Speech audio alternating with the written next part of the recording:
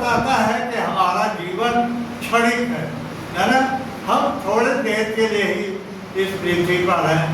और आगे हम देखते हैं कि वह परमेश्वर के अनुग्रह के लिए वो प्रार्थना करता है कि परमेश्वर से वो प्रार्थना करता है कि परमेश्वर का अनुग्रह हम सब पर बना रहे और हम सब जो है परमेश्वर के आशीष के भागीदार हों।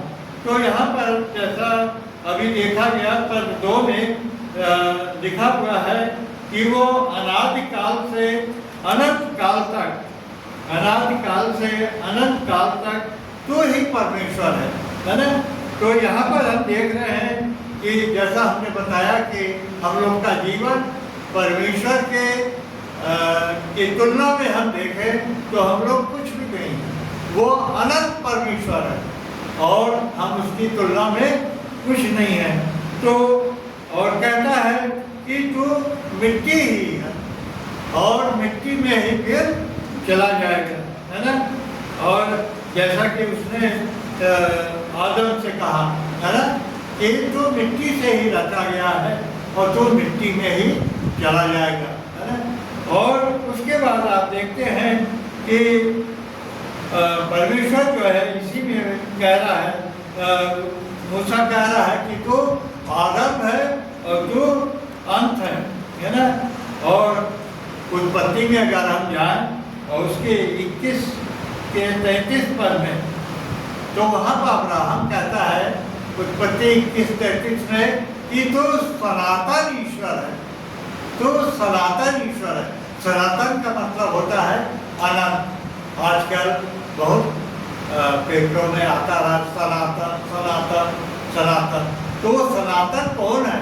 वो हमारा परमेश्वर सनातन ईश्वर है। और उसके बाद हम देखें कि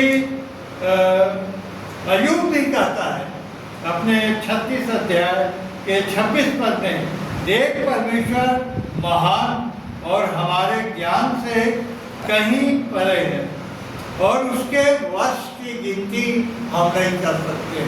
कह रहा है उसके वर्ष की गिनती अनंत है।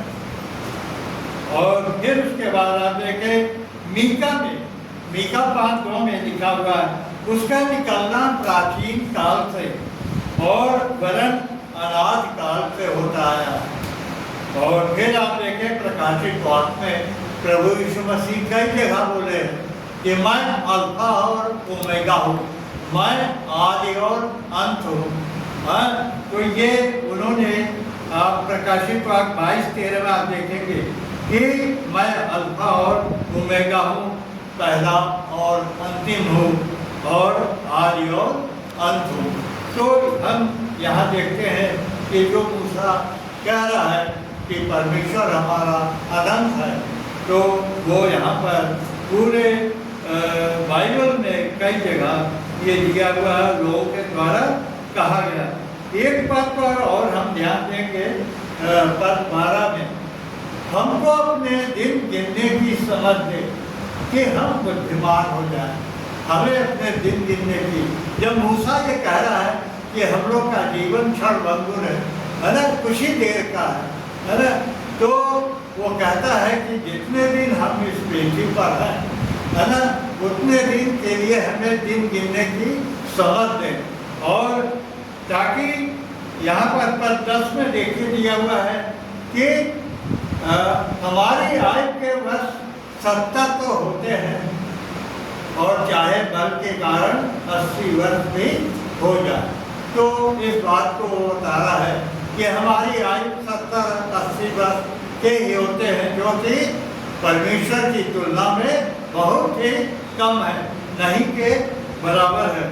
और कहता है कि भजनकार मूसा जो कहता है और प्रार्थना करता है कि हमें परमेश्वर ऐसा जीवन दे कि हम उसका इस्तेमाल जो है, प्रयोग जो है, परमेश्वर के विश्वास और उसकी आज्ञाओं के अनुसार हम अपना जीवन व्यतीत करें, ताकि उसको हमारा जीवन प्रसन्न आए, है ना।